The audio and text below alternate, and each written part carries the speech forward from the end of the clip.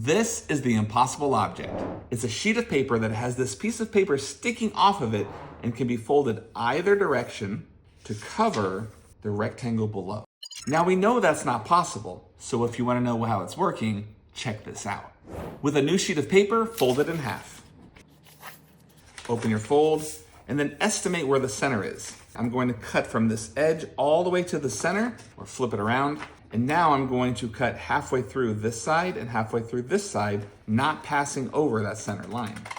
But the trick that makes it impossible is the fact that you have to take this side and flip it over a half turn.